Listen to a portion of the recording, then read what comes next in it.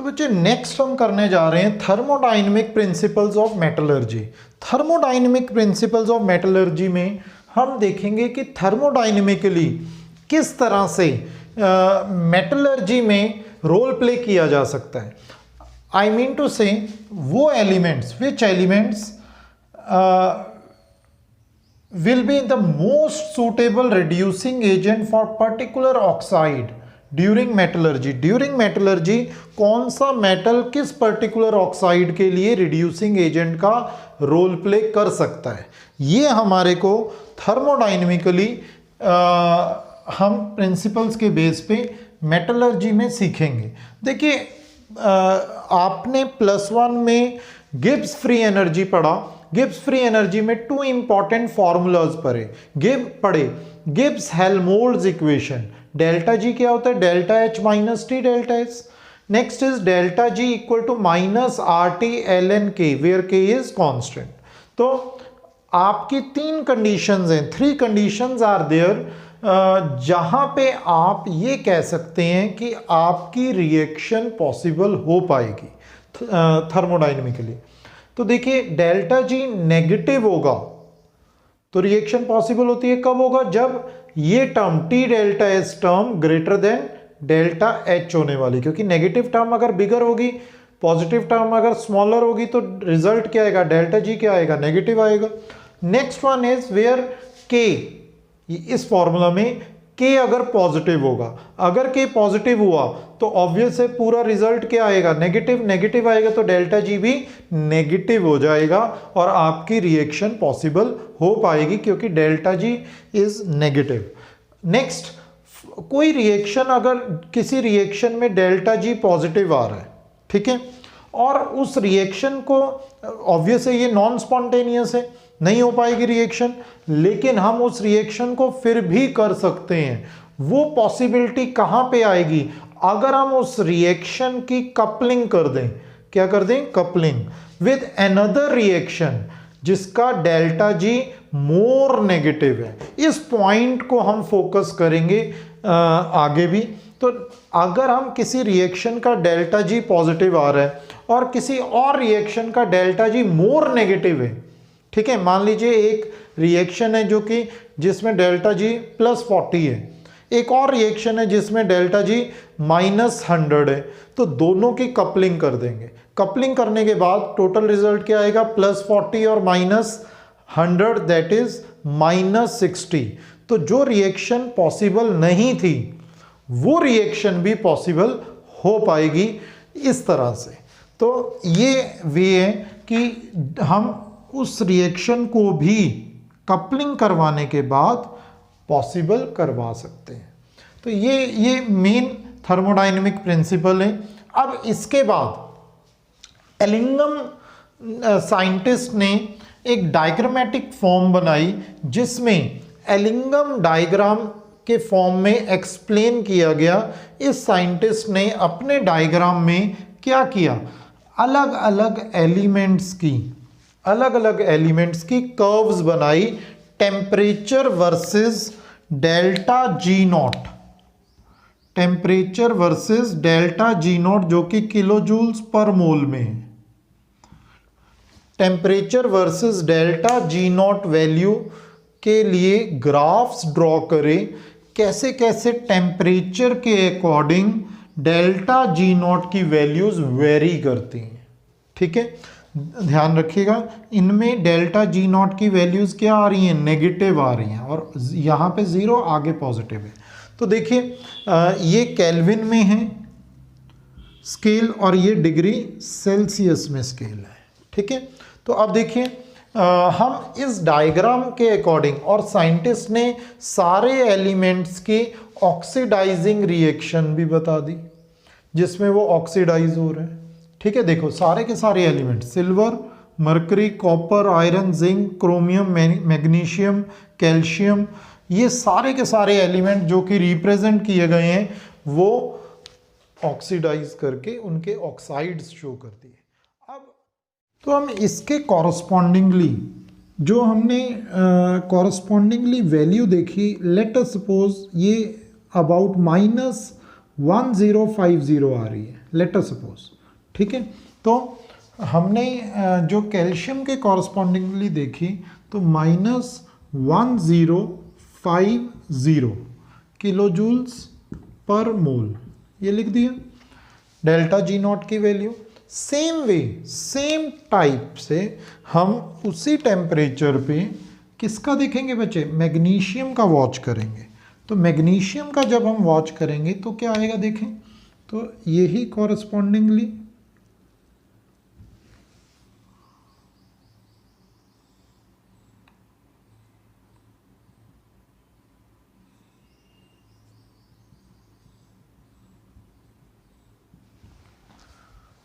Late us suppose -900 kilo joules per mole आ गया। आपका diagram जो नोट्स में दिया गया है वहाँ के उसके अकॉर्डिंग आपका मे बी पॉसिबल -950 आ रहा हो, नियर बाय आ रहा हो। हमने नियर बाय लिए, अप्रॉक्सीमेट वैल्यू लिए, क्योंकि डायग्राम एज सच 100% सेम बनाना तो पॉसिबल नहीं था, लेकिन जितना पॉसिबल हो सका मैंने आपके लिए ये ड्रॉ किए। तो देखिए यहाँ पे अगर हम देखें तो वैल्यू वाइज नेक्स्ट हम देखेंगे कि हमने देखा कि कैल्शियम और मैग्नीशियम के हमने रिएक्शंस लिख दी, वैल्यूज यहां से नोट अप कर ली, कॉरस्पॉन्डिंग वैल्यूज जो हमने बताई। और जब हमने देखा कि इनकी जो वैल्यूज हैं इनमें हमने ये देखना है कि नेगेटिव में स्मॉलर वैल्यू किसकी आ रही है। क्या बोला, नेगेटिव में स्मॉलर वैल्यू किसकी आ रही है, नेगेटिव में स्मॉलर वैल्यू मैग्नीशियम की आ रही है, तो इसकी रिएक्शन को रिवर्स कर देंगे। याद रखिएगा, जिसकी वैल्यू नेगेटिव में स्मॉलर होगी वो रिएक्शन रिवर्स हो जाएगी। तो अगर ये रिएक्शन को हम रिवर्स कर देंगे तो ये रिएक्शन क्या बन जाएगी, 2MgO gives you 2Mg plus O2, delta G not क्या आएगा +900, ठीक है। अब जो रिएक्शन कैल्शियम की थी, क्योंकि डेल्टा जी की वैल्यू रिएक्शन रिवर्स करने पे डेल्टा जी क्या हो जाता है, साइन भी ऑपोजिट हो जाता है। तो अगर हम कैल्शियम वाइज देखें तो calcium plus oxygen gives you calcium oxide, delta G not की वैल्यू क्या आएगी -1050। एड अप करेंगे, एड अप करने पे क्या आएगा देखिए, ऑक्सीजन कैंसिल हो गया, ऑक्सीजन जब कैंसिल होगा एड अप करेंगे तो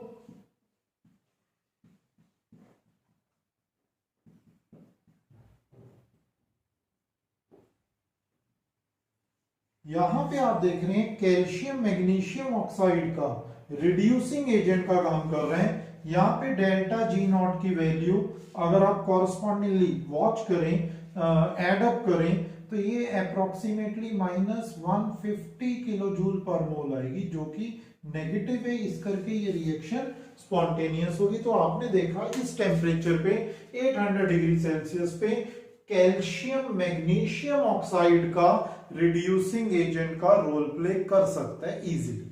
तो इसी तरह से जैसे हमने कैल्शियम और मैग्नीशियम को वॉच किया, ग्राफ में आप किसी भी एलिमेंट्स को वॉच कर सकते हैं, बता सकते हैं कि कौन किसके ऑक्साइड का रिड्यूसिंग एजेंट होगा। यही मेन पर्पस है एलिंगम डायग्राम का।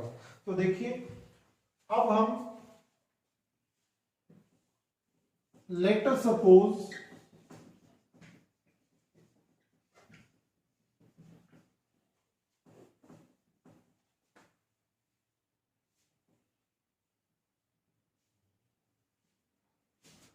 एलिमेंट्स लेके देखते हैं, मैग्नीशियम एंड एल्यूमिनियम। तो एल्यूमिनियम और मैग्नीशियम एलिमेंट को अगर हम वॉच करेंगे तो एल्यूमिनियम की रिएक्शन लिखेंगे 4/3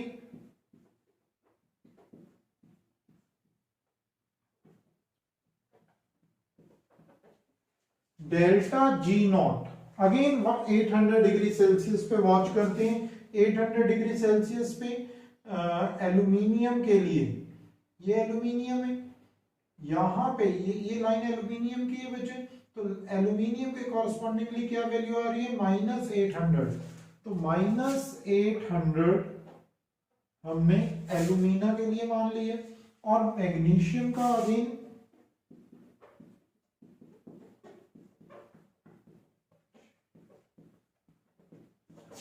वैल्यू क्या आ रही है मैग्नीशियम के लिए, मैग्नीशियम के लिए कॉरस्पॉन्डिंग वैल्यू आ रही है -900।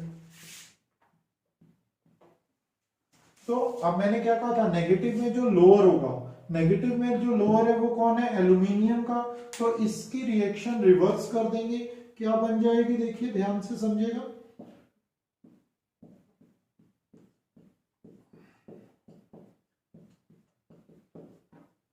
ये बन गया डेल्टा जी नॉट, क्या आ जाएगा, +800, +800।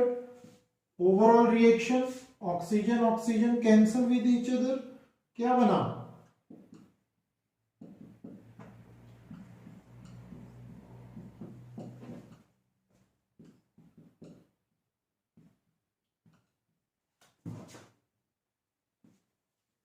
यहां पे डेल्टा जी नॉट क्या बन जाएगा, -100। तो नेगेटिव आ रही है वैल्यू, तो इट मीन मैग्नीशियम एल्यूमिना का रिड्यूसिंग एजेंट का रोल प्ले करने के लिए सक्सेसफुल हो चुका है। देखिए नेगेटिव वैल्यू का मतलब क्या है, रिएक्शन स्पॉन्टेनियस है। तो इस टेम्परेचर पे 800 डिग्री सेल्सियस पे we can say that magnesium acts as a reducing agent for alumina. ठीक है, अगर इसी में हम टेम्परेचर हायर पे वॉच करें, मान लीजिए आप टेम्परेचर 1600 डिग्री सेल्सियस पे लेना चाह रहे हैं, कितने टेम्परेचर पे, 1600 डिग्री सेल्सियस पे ये वॉच करें, बड़े ध्यान से समझना। अब कॉरस्पॉन्डिंग वैल्यू क्या हो जाएगी, कैल्शियम की और मैग्नीशियम की और एल्यूमिनियम की कॉरस्पॉन्डिंग वैल्यू देखिएगा, ये लाइन किसकी है, एल्यूमिनियम की।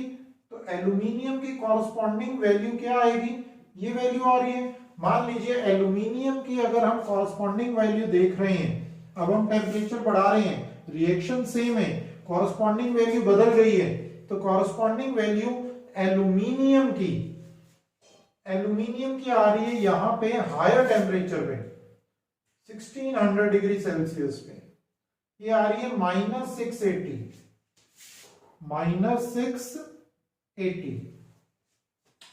और मैग्नीशियम की हायर क्या आ रही है, हायर टेम्परेचर पे क्या वैल्यू आ रही है, ये मैग्नीशियम का ग्राफ है, देखिए कैंसिल हो रहे हैं आपस में, और ये क्या आ रहे हैं, -620।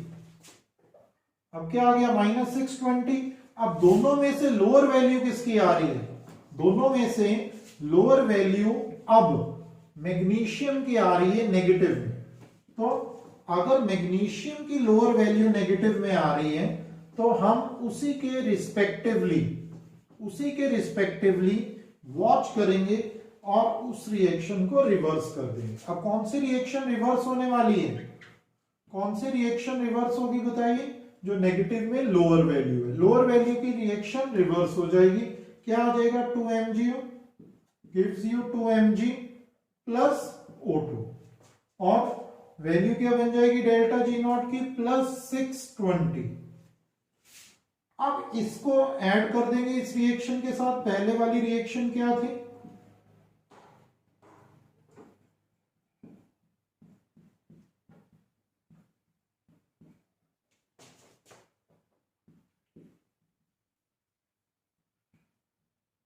ये थी, दोनों को ऐड किया, अगेन ऑक्सीजन ऑक्सीजन कैंसिल हो गए, ऐड करिए 4/3,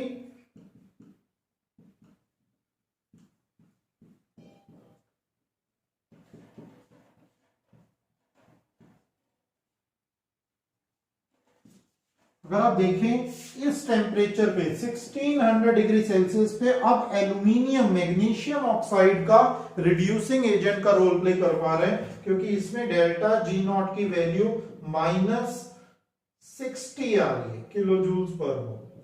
तो अब डिफरेंस आपको पता लग गया है कि हायर टेम्परेचर पे, क्यों, क्योंकि ये आपस में कट होके जा रही है और मैग्नीशियम का ग्राफ अपवर्ड साइड जा रहा है, तो हम ये कह रहे हैं कि लोअर टेम्परेचर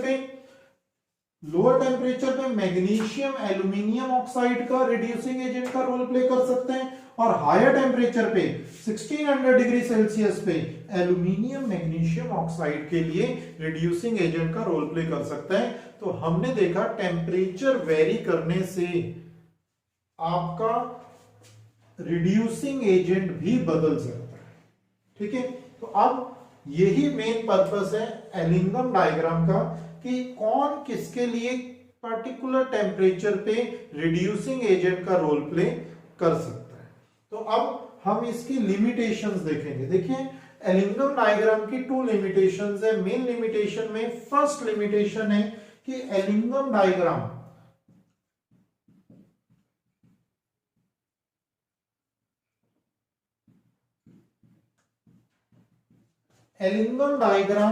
हमारे को काइनेटिक्स ऑफ रिएक्शन नहीं बताता।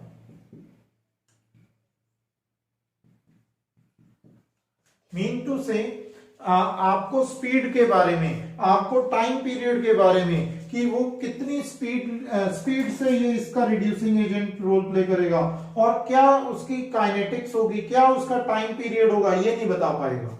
और सेकेंडली, रिएक्टेंट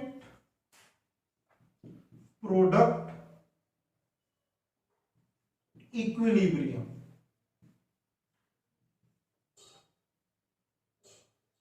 तो रिएक्टेंट प्रोडक्ट इक्विलिब्रियम जो भी इन्वॉल्व होगा वो हमारे को नहीं बता पाएगा। जैसे कि डेल्टा जी नॉट की वैल्यू -RT ln K थी।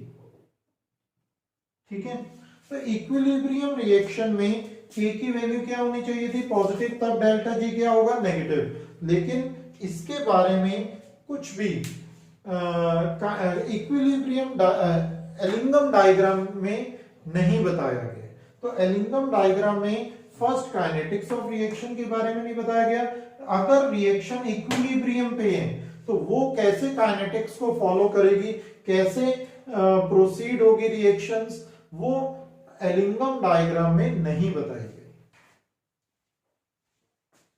आई मीन टू से अगर रिएक्शन इक्विलिब्रियम पे है, मान लीजिए कोई भी इक्विलिब्रियम पे रिएक्शन है और वो उनमें रिएक्टेंट्स और प्रोडक्ट सॉलिड स्टेट पे होंगे, तो एलिंगम डायग्राम हमारे को इसके बारे में कुछ भी नहीं बता पाएगा अगर रिएक्टेंट्स और प्रोडक्ट्स सॉलिड स्टेट पे आ जाते हैं। तो एलिंगम डायग्राम हमारे ये 2 पर्पस सॉल्व नहीं करता। तो इसी से हमारा एलिंगम डायग्राम का टॉपिक ओवर होता है।